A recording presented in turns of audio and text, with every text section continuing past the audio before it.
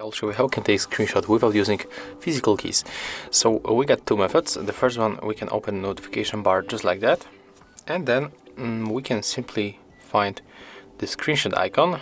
It's right here, so when you tap on it once, we can take a long screenshot, for example, by tapping here and click save like that.